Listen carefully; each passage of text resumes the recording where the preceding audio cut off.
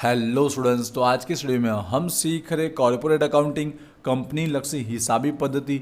आज का वीडियो दोनों मीडियम के लिए यूजफुल रहेगा। मैं दोनों मीडियम में कंप्लीट एक्सप्लेन करूंगा। जो चैप्टर हम सीख रहे इस सब्जेक्ट का जो फर्स्ट चैप्टर है वही आज के वीडियो हम सॉल्व करेंगे। चैप्टर का नाम है profit prior to incorporation of a company. कंपनीनी नोंदणी पहला न रखो। ऑलरेडी बोलना चाहूँगा ये जो चैप्टर है हमारे बीकॉम सेमेस्टर 1 के ओल्ड सिलेबस में था, इसलिए इस चैप्टर के 2 वीडियो ऑलरेडी अपलोड कर दिए गए जहाँ पर हमने इस चैप्टर का जो बेसिक कॉन्सेप्ट है वो भी समझा हुआ है, साथ साथ में 2 इंपॉर्टेंट सम्स भी प्रैक्टिकल सॉल्व किए। इसलिए रिक्वेस्ट स्टार्टिंग से दोनों वीडियो जरूर देखिएगा। आज वीडियो में क्या कर रहे हैं, आज वीडियो में क्या करेंगे, इस चैप्टर के और सारे लेटेस्ट सम्स है वो प्रैक्टिस करने वाले, जहाँ पर आज के वीडियो में हम एक नहीं दो नहीं तीन सम्स सॉल्व करने वाले। इसलिए वीडियो लॉन्ग रहेगा बट आज के वीडियो से ये चैप्टर आपको क्लियर हो जाने वाला है। जहाँ पर हम कौन कौन से सम्स सॉल्व करेंगे, बुक गुजराती में, लेकिन मैंने इंग्लिश और गुजराती दोनों में लिखा हुआ है, दोनों में मैं आपको एक्सप्लेन करने वाला हूँ। हम जो सम सॉल्व करने वाले वो रहेगा हमारा स्टार्टिंग का क्वेश्चन नंबर 26 जो यूनिवर्सिटी की अगर बात करूँ तो 2014 में पूछा हुआ है। उसके बाद हम सम जो सॉल्व करने वाले वो रहेगा हमारा क्वेश्चन नंबर 33 जो हमारा 2018 में जो पूछा हुआ सम्स है। उसके बाद एक और सम्स क्वेश्चन नंबर 34 भी हम सॉल्व करेंगे जो हमारा 2019 के साथ 2012 में पूछा हुआ। 3 सम्स का सोल्यूशन आज की वीडियो में हम करने वाले, इसलिए आज की वीडियो बहुत ही इंपॉर्टेंट रहेगा कॉन्सेप्ट समझने के लिए भी और हम सम्स ज़्यादा प्रैक्टिस करने वाले इसके लिए। बट बोलना चाहूँगा स्टार्टिंग के दोनों वीडियो भी आप जरूर देखिएगा। तो चलिए वीडियो को अब स्टार्ट करते हैं।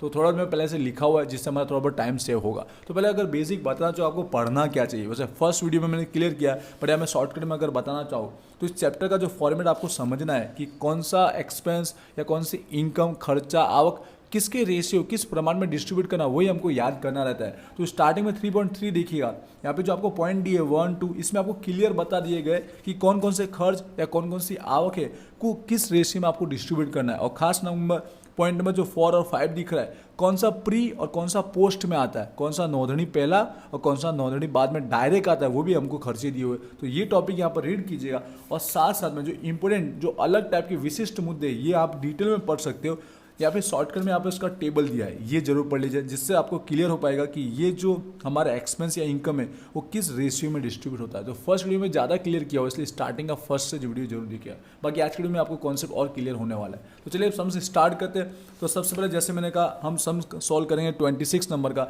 इंग्लिश गुजराती दोनों में लिखा, दोनों में बोलकर समझाने वाले, इसलिए दोनों मीडियम के स्टूडेंट के लिए कंप्लीट यूजफुल रहेगा। तो स्टार्ट करते।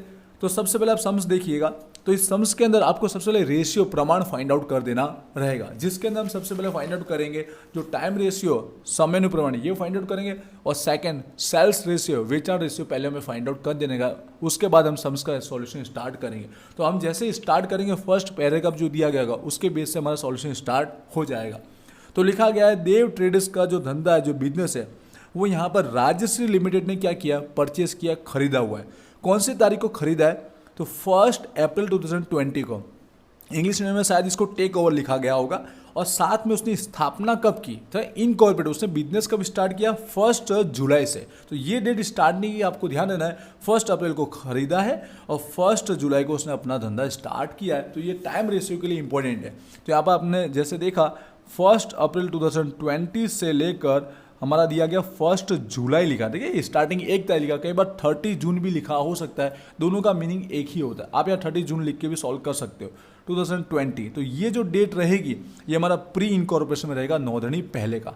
अब इस तारीख को नोंदणी हो चुकी है, स्थापना हो चुकी है, इनकॉर्पोरेशन हो चुका है, तो उसके बाद का जो टाइम रहेगा वो हमारा पोस्ट नोंदणी पछी में गिना जाएगा। बट एक बार आप ईयर एंडिंग चेक कीजिए, क्योंकि कई बार क्या 12 महीने का भी नहीं होता है, कई बार बीच में स्टार्टिंग किया गया हो सकता है, इसलिए ईयर एंडिंग की डेट जरूर चेक कीजिएगा। तो ईयर एंडिंग की डेट दी गई है 31 मार्च दिया गया। तो इसके बाद के जो भी मंथ है वो हमारे पोस्ट में जाएंगे और 31 मार्च तक हमको लिख देना रहेगा।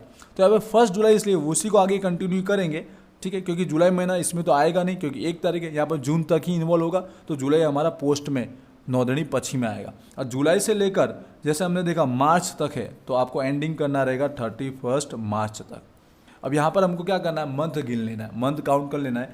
तो अप्रैल से लेकर यहाँ पर जून तक आएगा, 30 जून तक, क्योंकि 1 जुलाई तो इसमें इन्वॉल्व होगा नहीं जुलाई का मंथ। तो यहाँ पर अप्रैल, मई और हमारा जून, तो 3 मंथ आएगा हमारा प्री में, ठीक है, नोंदणी पहला में। और उसके बाद के ऐसे तो आपको पता है 12 मंथ हो रहे हैं, अप्रैल से लेकर मार्च दिया तो 12 मंथ हो रहे, तो देखा जाए तो 12 में से अगर 3 माइनस को तो 9 ही आएगा। पर एक बार गिन जरूर लीजिए, क्योंकि कई बार क्या होता है स्टार्टिंग यहाँ पर अप्रैल से ना होकर मिडिल में से हो सकती है, एंडिंग मार्च में ना होकर दिसंबर में भी हो सकता है, ठीक है। तो जुलाई, अगस्त, सितंबर, अक्टूबर, नवंबर और फिर हमारा दिसंबर और उसके बाद के 3 महीने, तो 9 महीने हो गए। अब इसको क्या करना है, इसको और छोटा हो सके तो छोटा कर देना है। तो 3 जैम 9 है तो इसको और छोटा करेंगे तो 1 हो जाएगा, 3/1 और यहाँ पर जाएगा 3 टाइम। ठीक है, तो हो जाएगा हमारा टाइम रेशियो 1:3 हो जाएगा। ये हमारा हो गया टाइम समयानुप्रमाण। जहाँ जहाँ पर जो खर्चे एक्सपेंस जो रहेंगे टाइम के बेस पर होते हैं वो हम इस रेशियो में यहाँ पर डिस्ट्रीब्यूट करने वाले है प्री और पोस्ट के अंदर। साथ साथ में सेकंड जो टॉपिक हमको यहाँ पर सॉल्व करना है, जो प्रमाण फाइंड आउट करना है, वो रहता है हमारा सेल्स रेशियो। वीडियो एंड तक दिखेगा, लॉन्ग रहेगा लेकिन इंपॉर्टेंट है कॉन्सेप्ट समझने के लिए। तो यहाँ पर सेकंड हमारा रहेगा वेचाणानुप्रमाण। तो इसके लिए क्या करना, ध्यान रखिएगा, जो हमारा प्री और पोस्ट में जो टाइम आया है वो टाइम पहले राइट डाउन कर लीजिए, प्री और पोस्ट का, क्योंकि इसी महीने का हमको सेल्स देखना रहेगा। प्री एंड पोस्ट थोड़ा शॉर्टकट लिखो इसलिए आगे पीछे हो सकता है राइटिंग।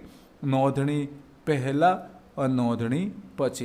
तो 1 अप्रैल से लेकर 1 जुलाई, तो यहाँ पर 1 जुलाई से लेकर हमारा 31 मार्च। तो यहाँ पर इन्हीं मंथ का हमको सेल्स दिया गया, क्या कोई ना कोई इन्फॉर्मेशन हमको दी गई होगी। तो आप देख रहे हैं इस सम्स में किस टाइप का दिया गया है। तो इस सम्स में आप देख रहे हैं ना, पॉइंट नंबर 1 में लिखा गया, इंग्लिश में मैं बोल के समझाऊंगा। नोंधणी पहला ना समय, यहाँ लिखा गया नोंधणी पहला का बात की गई, ठीक है, प्री की बात की है। तो प्री के समय का जो सेल्स जो वेचाण था वो नोंधणी पची का, पोस्ट का कितना है भाग, 1/4 भाग है। जो पहले का है वो 1/4 भाग है किसका, पची का, पोस्ट का। तो याद रखिएगा यहाँ प्री के लिए बोला गया, जो प्री है ना, जो हमारा प्री है पहला, वो 1/4 है किसका, पोस्ट का। तो पोस्ट को हमको एज्यूम करना है, जैसे हम x एज्यूम करते हैं तो x की वैल्यू हम 100 मान लेते हैं, समझिएगा पोस्ट पची रहेगा 100। तो प्री कितना हो जाएगा, उसका 1/4 है तो उसका चौथा भाग, ठीक है, तो चौथा भाग कितना हो गया, 25 हो गया। तो ये 25 और ये 100। आई होप ये आपको अमाउंट समझ में आई होगी। माना यहाँ पर 100 है, ठीक है, और इसका चौथा भाग किया तो यहाँ पे आया 25। अब इसको हम रेशियो में कन्वर्ट कर देते, छोटा कर देते, तो 25 से यहाँ पर 1 टाइम जाएगा और 100 का डिवाइड करेंगे 25 का तो कितना आएगा, 4 बार आएगा। तो यहाँ रेशियो हो गया 1/4 हो गया। ये हमारा रहेगा सेल्स वेचाणानुप्रमाण। आई होप ये आपको क्लियर हो, थोड़ा बहुत स्पीड में समझा हो सकता है बट ईजी है, नॉर्मल आप समझ लो। कई बार अमाउंट दिया गया होता है तो अमाउंट के बेस पर भी सॉल्व हो जाता है। जो नेक्स्ट सम्स में आज सॉल्व करेंगे उसमें आपको वो भी अमाउंट वाला भी क्लियर हो जाएगा। इसके बाद एक आध रेशियो और जरूरत पड़ेगी तो वो भी हम सॉल्व कर लेते हैं। नीचे नंबर 2 में दिया गया खरीदी का, परचेस का दिया, क्योंकि कुछ सारे एक्सपेंस या इनकम ऐसी जो खरीदी के बेस पर डिस्ट्रीब्यूट होने वाली है तो इसका भी हम रेशियो बना देते हैं। बाकी ये दो तो कंपलसरी आपको करना ही है, उसके अलावा एक्स्ट्रा भी हो सकते हैं। तो इंपॉर्टेंट सम से ही देखा जाए तो इसलिए सम्स को प्लीज ध्यान से समझिएगा। तो खरीदी के लिए क्या बोला गया, टोटल खरीदी पहले बताया 1,25,000 और उसमें से 20% कैसे, रोकड़ कैश है, और यहाँ पर बाकी उधार क्रेडिट भी बताई गई है जो है हमारा नोंधणी पहला, ठीक है, प्री का बताया। तो इसको सॉल्व कैसे करना है, तो देखिएगा यहाँ पर हम लोग सॉल्व कर रहे हैं परचेस रेशियो, ठीक है, खरीदीनुप्रमाण। तो यहाँ पर वही डेट को ध्यान लीजिएगा जो हमारे प्री और पोस्ट में हमको दी गई है, 1 अप्रैल से लेकर 1 जुलाई और यहाँ 1 जुलाई से लेकर 31 मार्च। तो इन्हीं मंथ को ध्यान में लेना है। तो यहाँ पे पहले से बताया गया कि टोटल कितना है, टोटल मतलब हमारा वो जितने महीने 12 महीने 1,25,000 बताया गया। तो टोटल यहाँ पर अमाउंट के बेस पर सेल्स और परचेज का अमाउंट के बेस पर ही निकल रहा है। यहाँ अमाउंट नहीं दिया गया था, आपको कंपेरिजन करके फाइंड आउट कर देना। तो हमने 100 अमाउंट माना था, यहाँ दिया गया 1,25,000 जिसमें से 20% किस में है, 20% है जो है प्री के अंदर, ये पर रोकड़ कैश है। तो 1,25,000 का हम 20% कर देंगे। यहाँ पर मैं रफ की तरह समझाता हूँ 20%। तो यहाँ पर 1,25,000 का 20% अगर हम लोग करेंगे तो कितना आएगा, 25,000 हमारा निकल के आएगा, ठीक है, 1,25,000 का 20%। और साथ साथ में प्री के ना उधार का, क्रेडिट का हमको डायरेक्ट अमाउंट दे रखा है। क्रेडिट जो हमने परचेस किया था, खरीदी किया था, वो दिया 37,500, तो वो इसी में ऐड होगा 37,500। तो टोटल जो अमाउंट आ जाएगी वो प्री की हमको मिल जाएगी कि प्री टाइम में हमने इतना परचेस किया था। तो यहाँ पर टोटल अमाउंट हमारा आ रहा है 62,500, ये हमारा प्री का हो गया। अब पोस्ट का कितना आएगा, तो माइनस कर लीजिए। टोटल हमारा 12 महीने का दिया है, उसमें से प्री वाले का माइनस कर देंगे तो बाकी बचा 62,500, सेम ही बचेगा, इक्वल हो रहा है इसके लिए। तो इस अमाउंट के बेस पर उसका रेशियो क्लियर हो जाएगा। तो रेशियो कितना होगा, पूरा कंप्लीट डिवाइड 1/1 जाएगा, तो इसका रेशियो का 1:1 हो जाएगा। ये हमारा खरीदी का, परचेस का रेशियो बन जाएगा। आई होप ये क्लियर हुआ होगा, थोड़ा बहुत स्पीड में समझा हो सकता है। इस तरह से हमारा टाइम रेशियो क्लियर हुआ 1:3, सेल्स रेशियो होगा 1/4 और यहाँ पर हमारा परचेस खरीदी का होगा 1:1। क्लियर हुआ। अब हम लोग आ जाते हैं हमारे मेन टेबल के ऊपर जहाँ पर हमको ये सब डिस्ट्रीब्यूट करना रहेगा। तो टेबल बड़ा ईजी है, यहाँ पर पर्टिकुलर विगत जितनी भी एक्सपेंस और इनकम होगी यहाँ पर हम लोग मेन टोटल लिखेंगे। उसके बाद यहाँ पर बेसिस का बनाना है, किस बेस पर हम उसको डिस्ट्रीब्यूट कर रहे हैं। चाहो तो आप टोटल अमाउंट का भी कॉलम बना सकते हो, पर नहीं बनाओगे तो चलेगा। फिर यहाँ पर मेन प्री और पोस्ट के 2 कॉलम आपको ऐड करना है, जिसमें भी 2 भाग कर लेना है, एक एक्सपेंस का और एक इनकम का, खर्चे का और आवक का, ठीक है। और बट लास्ट में हम लोग इसका फाइंड आउट कर देंगे हमारा नेट प्रॉफिट, चोखो नफो। चलिए अब सम्स को स्टार्ट करते हैं। यहाँ पर सबसे पहले हमको याद रखिएगा मेन इनकम के अंदर ग्रोस प्रॉफिट, काचो नफो सबसे पहले सॉल्व कीजिएगा, ठीक है। आगे पीछे कहीं पे भी लिखा हो सकता है।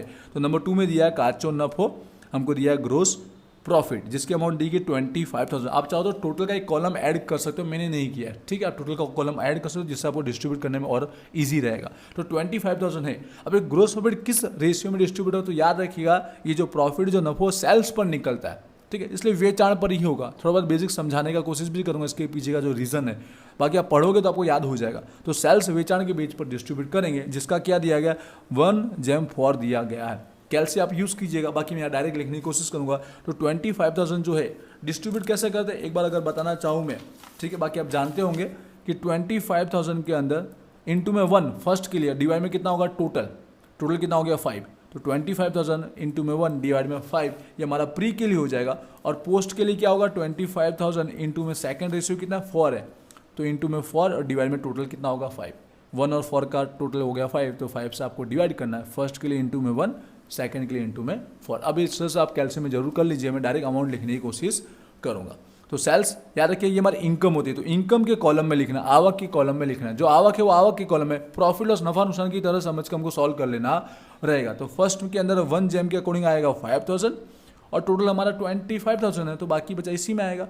4 के रेशियो के अकॉर्डिंग कितना आ जाएगा 20,000 आ जाएगा। इसका 4 टाइम हो जाएगा, 4 गुना हो जाएगा। क्लियर हुआ होगा। उसके बाद अब सलंग जो खर्च आवक है वो हम सॉल्व करना शुरू कर देंगे। एक बार काचो नफो से आपको स्टार्ट करना रहेगा। पगार दिया गया सैलरी, ठीक है। सैलरी में कंफ्यूजन बहुत होता है स्टूडेंट को, याद रखिएगा यहाँ खाली सैलरी लिखा हो या फिर हमको लिखा हो गया जो एम्प्लॉय का सैलरी, ठीक, कर्मचारी का, तो आपको समय टाइम पर ही हमको डिस्ट्रीब्यूट करना है, क्योंकि वो फिक्स होता है, टाइम की बेस पर होता है। बाकी अगर सेल्समैन वर्ड यूज करें सेल्समैन, तो आपको वेचाण के रेशियो, सेल्स के रेशियो पर डिस्ट्रीब्यूट करना होता है। अमाउंट दी गई है इसकी 1,250 दी गई। तो जैसे हमने क्लियर किया सैलरी पगार जो लिखा टाइम की बेस पर होगा, जो 1/3 है, तो हम डिस्ट्रीब्यूट कर देंगे। आप अमाउंट आई होप अब क्लियर हो चुका होगा। तो डायरेक्ट मैं अमाउंट लिखूंगा, ये खर्चे में लिखना, क्योंकि हमारा क्या होता है खर्चा होता है। पॉइंट में आ रहा है तो वैसा का वैसा लिखिए, 0.5 आ रहा है तो 0.5 करके ही लिखिए। लास्ट में आप राउंड फिगर कर सकते हो, स्टार्टिंग में अगर पॉइंट में आ रहा है तो पॉइंट में हम लिख देंगे। अभी भी आपको 1/3 क्लियर हुआ होगा। इंटू में 1 और डिवाइड में क्या आएगा 4 आएगा। सेकंड के लिए इंटू में 3 डिवाइड में 4 क्लियर हुआ। सेकंड हमको दिया गया डिबेंचर नु ब्याज। अब ये जो चीज़ है समझिएगा, ऐसे बहुत सारे इनकम या एक्सपेंस होंगे जो डायरेक्ट पोस्ट में आएगा, डायरेक्ट प्री में आएंगे, उसको डिस्ट्रीब्यूट करना होता नहीं। इसके पीछे का रीज़न भी होता है। जो डिबेंचर का जो ब्याज है एक तरह का खर्चा है, तो वो कब होता है स्थापना करने के बाद होता है, हमारा जो बिजनेस स्टार्ट होने के बाद होता है, इसलिए वो पोस्ट में आएगा। हमेशा आएगा किस में आएगा, वो पोस्ट में डायरेक्ट लिखा जाएगा, उसको डिस्ट्रीब्यूट करना होता नहीं है। एक्सपेंस, इसलिए एक्सपेंस के कॉलम में हम लिखेंगे। कितना दिया गया था 750 दिया गया था। क्लियर हुआ। फिर नेक्स्ट टॉपिक दिया गया शेयर फेयर बर्लिनो फी। अभी जो फी है ना हमारी इनकम होती है, क्योंकि वो पहले अलग कंपनी के थे शेयर होल्डर, और वो हमारी कंपनी के शेयर होल्डर बन रहे, ट्रांसफर हुआ है, तो उसकी फी है वो इनकम होती है। तो ट्रांसफर हुआ तो स्थापना करने के बाद ही होगा ना, इनकॉर्पोरेशन के बाद ही गिना जाएगा, इसलिए ये भी जो रहेगा पोस्ट में आएगा, याद रखिए। बट ये इनकम समझिएगा, ठीक है। तो इनकम के कॉलम में इसकी अमाउंट लिखनी है, वो हम भूल ना जाए। तो इनकम के कॉलम के अंदर टोटल अमाउंट जो दी है वो पूरी की पूरी हमको लिख देनी है।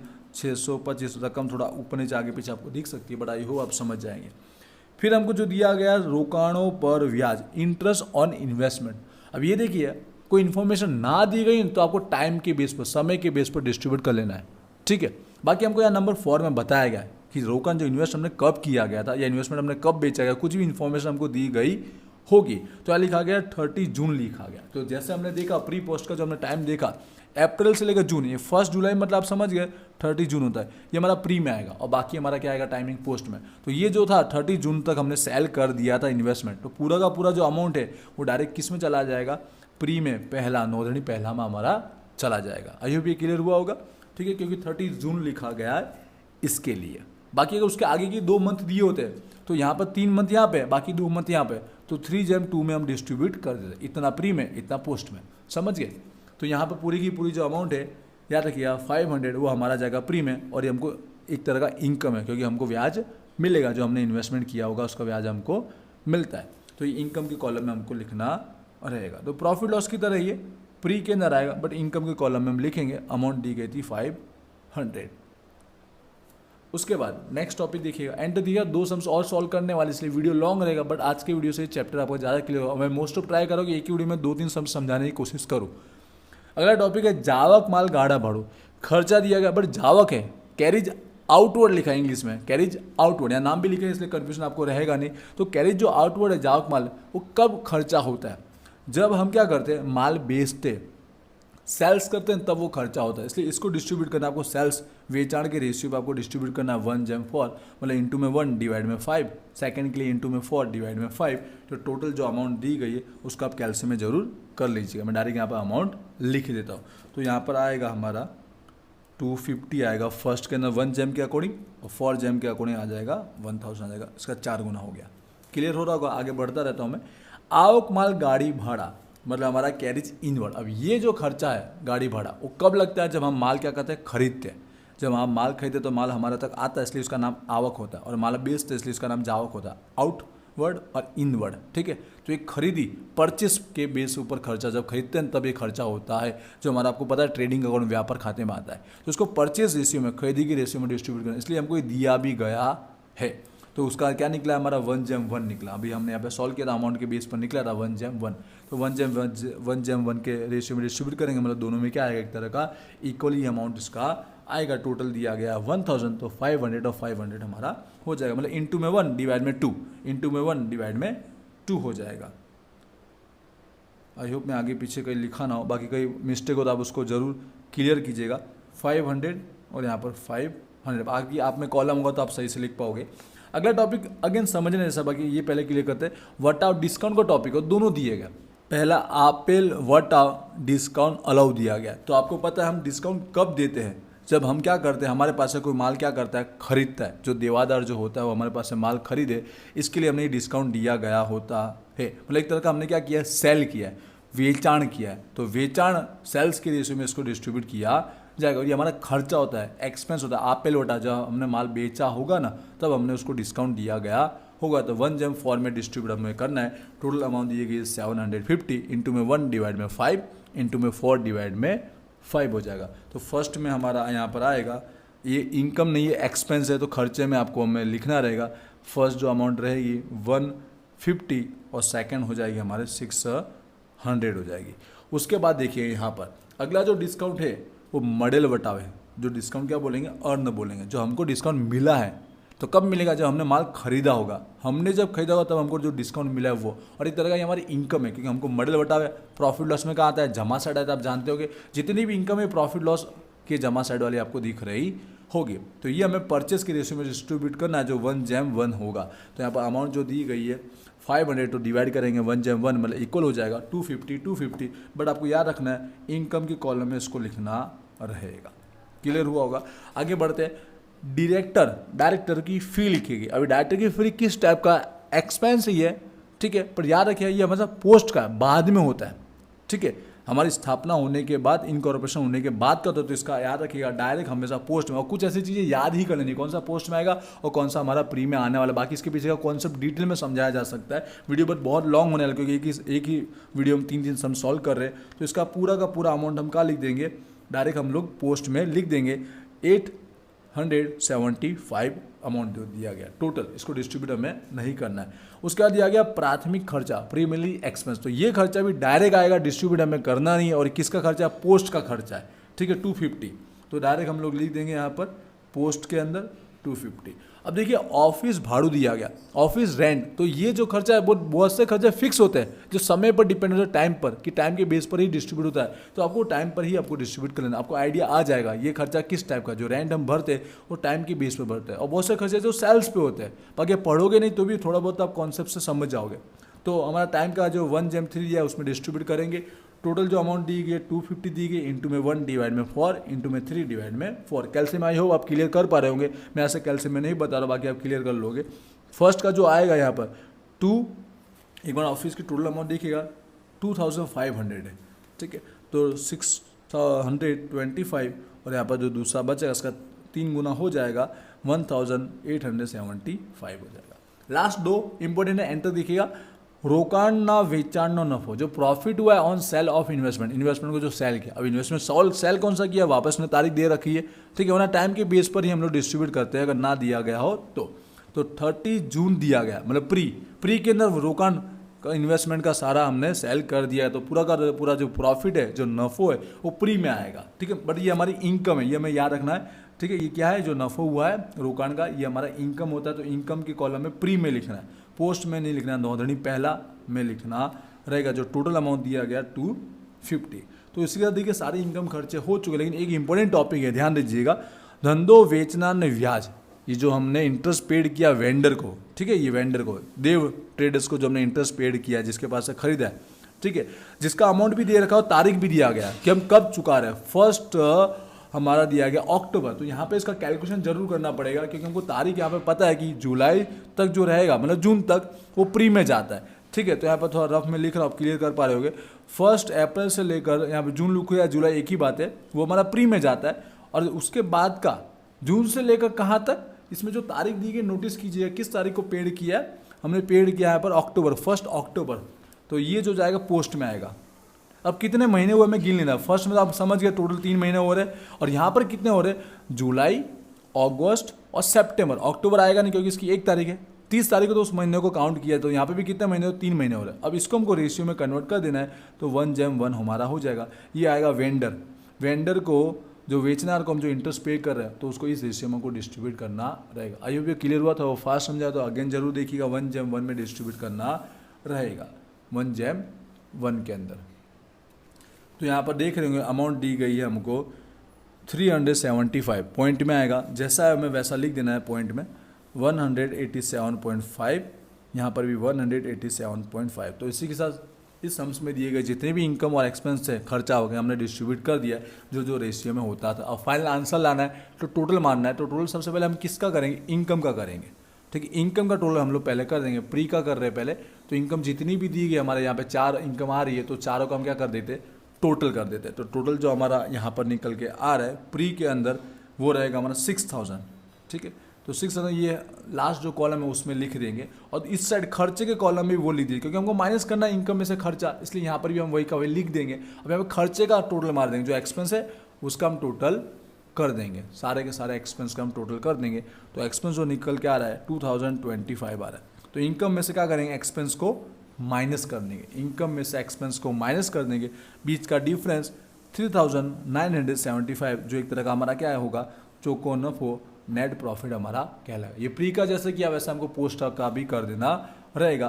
पोस्ट की सारी जो इनकम दी है उसका हम क्या कर देंगे, टोटल कर देंगे। तो टोटल यहाँ पर कितना आ रहा है, 20,875 एक्सपेंस के कॉलम में लिख देंगे, दोनों साइड जो हाईएस्ट होता है हम लिखते हैं, ऐसा बेसिक तरह से हम समझ रहे। और यहाँ खर्चा जितना भी हुआ है पोस्ट का वो सारा हम प्लस कर देंगे, तो खर्चा जो आ रहा है 6,975, और यहाँ पर इनकम में से खर्चा माइनस करेंगे, तो जो बीच का डिफरेंस निकल रहा है 13,900, ये रहेगा इस पोस्ट का नेट प्रॉफिट चोखो नफो। इस तरह से ये सम्स आई होप आपको समझ में आएगा, क्लियर किया है। कहीं पर डाउट है तो मुझे कमेंट कीजिएगा, अगर यूट्यूब पर देख रहे हैं। और ना बोलना चाहूँगा वीजी स्टूडेंट एप्लीकेशन आ चुकी है, अब एप्लीकेशन जरूर डाउनलोड कीजिएगा। आपका सेमेस्टर का वहाँ कोर्स अवेलेबल है, वहाँ पर आपके प्रैक्टिकल सब्जेक्ट की कंप्लीट तैयारी हो जाने वाली है, और साथ साथ में आपके टेस्ट भी देने को आपको मिलेगी, एमसीक्यू जो फ्री में रहने वाले। इसलिए एप्लीकेशन तो आप जरूर डाउनलोड कीजिए, इसलिए कोर्स में भी ज्वाइन होएगा, आपके यहाँ पर मार्क भी इंक्रीज होंगे, और आपकी एग्जाम के अंदर आपको हेल्प मिलने वाली है। अब बात करते हैं हमारे 2 सम्स, इसके बाद की जो हम सॉल्व करने वाले, वीडियो को एंड तक देखिएगा। तो अब हम क्वेश्चन नंबर 33 सॉल्व करेंगे, जो हमारा 2018 में पूछा हुआ सम्स है। इस सम्स के अंदर भी आपको नवी नवी एंट्री सीखने को मिलेगी, इसलिए वीडियो को एंड तक जरूर देखिएगा। तो थोड़ा बहुत फास्ट समझेंगे, क्योंकि हमने ऑलरेडी कॉन्सेप्ट क्लियर किया हुआ है। तो स्टार्ट करते हैं फर्स्ट पैराग्राफ पर। अगर हम देख रहे तो 1 अप्रैल से उस बिजनेस को क्या किया, खरीदा गया, टेक ओवर किया गया, और उसके बाद 1 जुलाई को अप्रैल के खरीदा गया, और 1 जुलाई को उसकी क्या की गई, स्थापना की गई, इनकॉर्पोरेशन किया गया, जिसका नाम है विवेक लिमिटेड। तो इसके बेस पर क्या निकल के आएगा, हमारा टाइम रेशियो, समय अनुप्रमाण निकल के आएगा। और ईयर एंडिंग जरूर दिखेगा, 31 मार्च को हो रहा है, जिससे वो पता चला कि टोटल कितने मंथ हुए। तो यहाँ पर प्री के अंदर पहला में क्या आएगा, 1 अप्रैल, जिस तारीख को उसने खरीदा है, ठीक है, और स्थापना करने की पहले की डेट, इनकॉर्पोरेशन की पहले की 1 जुलाई। अब 1 तारीख दी है तो आप जुलाई मंथ ना लिखकर 30 जून भी ऐसा लिख सकते हो। और इसके बाद का जो मंथ रहेगा वो पोस्ट में आ जाएगा, 1 जुलाई 1 जुलाई से लेकर एंडिंग हो रहा है 31 मार्च, ठीक है। तो पूरे 12 महीने इसमें भी इन्वॉल्व हो रहे हैं। तो ऊपर जैसे हम समझे अप्रैल मई जून 3 महीने आ रहे हैं, तो बाकी बचे 9 महीने यहाँ पर आ जाएंगे, टोटल हो जाएंगे हमारे 12 महीने। 12 हो ऐसा ज़रूरी नहीं है, जितने महीने उतने के अकॉर्डिंग हमको यहाँ लिखने। अब इसको हम थोड़ा छोटा कर देंगे तो 3 के थ्रू हम कट करेंगे, तो यहाँ 1 टाइम और यहाँ पर 3 टाइम जाएगा, तो 1/3 हमारा इसका रेशियो बन जाएगा, जो हमारा टाइम रेशियो समयानुप्रमाण कहलाएगा। अब same it is sales ratio, इसी डेट का हमको निकालना है, 1 अप्रैल से लेकर 1 जुलाई और 1 जुलाई से लेकर हमारा 31 मार्च। यहाँ पे क्या रहता है, जस्ट अमाउंट के बेस पर, रकम के बेस पर हमारा रेशियो फाइंड आउट होता है। तो सम्स के अंदर देखते हैं, ये अमाउंट वाला हम सम्स है। यहाँ पर स्टार्टिंग में सबसे पहले हमको जो सेल्स बेचाने के लिए बताया गया, मार्च का 31 मार्च मतलब हमको टोटल पूरे ईयर का 12 महीने का सेल्स बताया गया, 10 लाख बताया गया। तो हम लोग टोटल सेल्स समझेंगे इसको, ना प्री ना पोस्ट में। इसका क्या है, ये टोटल सेल्स बताया, इन 12 महीने का टोटल सेल्स कितना हुआ था, 10 लाख का हुआ था, जिसमें से प्री में कितना हुआ और पोस्ट में कितना हुआ, तो उसके लिए रिगार्डिंग इन्फॉर्मेशन दी है। जिसमें से अप्रैल से लेकर जून, जो हमारा प्री पहले में गिना जाता है, इस महीने का वेचान सेल्स दिया गया 2 लाख, तो ये हमारा प्री के लिए आ जाएगा। तो प्री में लिखेंगे 2 लाख, बाकी बचा क्या आ जाएगा, पोस्ट में आ जाएगा। तो 10 लाख में से 2 लाख माइनस करेंगे तो यहाँ पे आ जाएगा 8 लाख। अब इस अमाउंट के बेस पर उसका रेशियो हमको निकाल देना रहेगा। तो सारे जीरो कॉमन निकाल लीजिए, फिर डायरेक्ट समझ सकते हो। यहाँ पे 1 टाइम 2 लाख का और यहाँ पे 2 लाख का डिवाइड करेंगे तो कितना जाएगा, 4 टाइम जाएगा। कॉमन निकाल आप जानते ही है। तो 1/4 जो रहेगा ये हमारा हो जाएगा सेल्स, हमारा वेचान का प्रमाण बन जाएगा। इसके अलावा और कोई रेशियो की इस सम्स में जरूर नहीं है। तो डायरेक्ट सम्स स्टार्ट करते रहे। यहाँ पर इसी तरह से हमारा टेबल रेडी कर दिया है, सारे जितनी इनकम एक्सपेंडिचर जो है वो लिख दिए। पर सबसे पहले हमें क्या लिखना है, ग्रोस प्रॉफिट, काचो नफो सबसे पहले हमको हेडिंग में लिख देना रहेगा। तो इसकी अमाउंट देखते कहाँ पर दी गई है, तो यहाँ पर हमको एडजस्टमेंट में बताएगी, वधारा की माहिती एडिशनल इन्फॉर्मेशन में लिखा गया है। पूरे साल का जब तक था तब तक का उसका काचो नफो जो बताया गया वो 4 लाख बताया गया। तो 4 लाख को डिवाइड कर देंगे हम लोग, किस रेशियो में डिस्ट्रीब्यूट करते हैं, सेल्स वेचान के रेशियो में डिस्ट्रीब्यूट करते हैं। समझ गए, 1 और 4 है, टोटल 5 हो जाएगा, 1 डिवाइड बाई 5 और 4 डिवाइड बाई 5। ठीक है, अमाउंट दी गई थी हमारी टोटल 4 लाख दी गई। आप चाहो तो अमाउंट का कॉलम ऐड कर सकते हो। तो फर्स्ट के अंदर आ जाएगा 1 जेम के अकॉर्डिंग जो अमाउंट आएगी वो रहेगी हमारे 80,000 और 4 जेम के अकॉर्डिंग जो अमाउंट आएगी वो 3,20,000 हो जाएगी और टोटल हमें 4 लाख मिल जाएगा। जितना था वो हमें मिल जाएगा। आई होप क्लियर हुआ। अब थोड़ा स्पीड में लेंगे हम लोग। तो समझते हैं यहाँ पर भाड़ू रेंट बताएगा। तो रेंट आप समझ गए, टाइम के बेस पर होता है क्योंकि एक फिक्स खर्चा होता है, स्थिर होता है।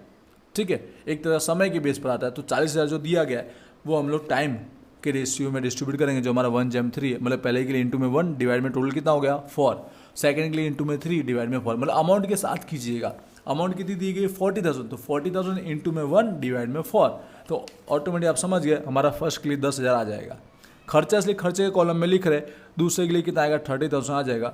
टोटल हमारा 40,000 क्लियर हो चुका है। अगला खर्चा अगर देख रहे, पगार सैलरी दिया गया, देखिए अगर कर्मचारी लिखा गया एम्प्लॉय, ये ना लिखा हो तो भी हम समझ जाएंगे, ओनली पगार लिखा हो तो भी सेल्समैन वर्ड यूज़ नहीं होना चाहिए। बाकी सब पगार के लिए हमको जो है टाइम की बेस पर डिस्ट्रीब्यूट करना रहता है। तो टोटल जो अमाउंट दी गई है 68,000 उसको टाइम के रेशियो में डिस्ट्रीब्यूट कर देंगे 1/3। तो अब डिस्ट्रीब्यूट आप समझ गए, इसलिए मैं डायरेक्ट अमाउंट लिख देता हूँ, थोड़ा टाइम सेव होगा इसके लिए। नेक्स्ट जो टॉपिक बताया गया डिबेंचर नु ब्याज, जो हमारा रिपीट हुआ है, डिबेंचर इंटरेस्ट ऑन डिबेंचर, जो डायरेक्ट कहाँ पे जाता है पोस्ट में जाता है। तो पोस्ट में इसकी डायरेक्ट अमाउंट लिख देंगे। तो पोस्ट के अंदर हमारे अमाउंट है इसकी 20,000। उसका दिया गया जनरल एक्सपेंस, सामान्य खर्चा, जो टाइम के बेस पर होता है, जो सामान्य फुट परचून खर्चा जो होता रहता है, ये हमको समय टाइम के बेस पर डिस्ट्रीब्यूट करना रहेगा। जो अमाउंट हमको दी गई है 12,000 दी गई है। तो टाइम के रेशियो में डिस्ट्रीब्यूट हम लोग इसको कर देंगे। ठीक है, तो फर्स्ट के अंदर आएगा यहाँ पर 3,000 आएगा, तो इसका 3 टाइम हो जाएगा 9,000 हो जाएगा। टोटल हमारा 12,000 क्लियर हो चुका है। इसके बाद दिया गया प्राथमिक खर्च, प्राइमरी एक्सपेंस। अब याद हो जाएगा, आप 2 सम्स करोगे ना तो रिपीट हो रहे होंगे सारे के सारे मोस्ट ऑफ, तो आपको याद हो जाएगा। तो ये डायरेक्ट कहाँ जाता है पोस्ट में जाता है। कितना अमाउंट दिया गया 4,000 अमाउंट दिया गया, पोस्ट के नाम को लिखना रहेगा। उसका अब ये कॉन्सेप्ट क्लियर कीजिएगा ऑडिट फी का, क्योंकि यहाँ पर स्टूडेंट्स के थोड़े कन्फ्यूजन होते और आंसर में चेंजेस देखने को मिल सकते हैं हमारे एक्सेस की बुक के अंदर। यहाँ का ऑडिट फी अलग, यहाँ का ऑडिट फी अलग रेशियो में डिस्ट्रीब्यूट किया गया सर। बट मैं आपको बता रहा हूँ बीकॉम लेवल पर आपको याद रखिएगा हमेशा टाइम रेशियो पर डिस्ट्रीब्यूट करना है, समय के बेस पर डिस्ट्रीब्यूट करना है। फिर से आपको थोड़ा पीछे टेबल थ्रू समझाना चाहूँगा। पॉइंट नंबर 6 में हमको क्लियर किया गया है, जो ऑडिट फीस है ना वो समय टाइम के बेस पर ही डिस्ट्रीब्यूट करना बीकॉम लेवल पर। बाकी इसके थोड़े कॉन्सेप्ट अलग है। एक आध यहाँ पर इलस्ट्रेशन आप क्लियर करोगे तो उसमें भी आपको बताया गया है कि यहाँ पर बीकॉम लेवल पर हमको ऑडिट फीस जो है वो टाइम के रेशियो पर ही डिस्ट्रीब्यूट करना रहेगा। बट आप समझ गए होंगे, ठीक है। बाकी इस सम्स में आप करोगे ना सॉल्व, तो इसमें हमें ना टाइम की बेस पर ना करके पोस्ट में लिखा गया है। बट बीकॉम लेवल पर आप याद रखिएगा टाइम की बेस पर ही डिस्ट्रीब्यूट कीजिएगा। जस्ट नीचे नोट करके लिख दीजिएगा सम्स में कि हमने किस पे डिस्ट्रीब्यूट किया, टाइम की बेस पर डिस्ट्रीब्यूट किया गया है। बाकी आप लिखते हो तो क्लियर हो, ऐसे हो जाएगा।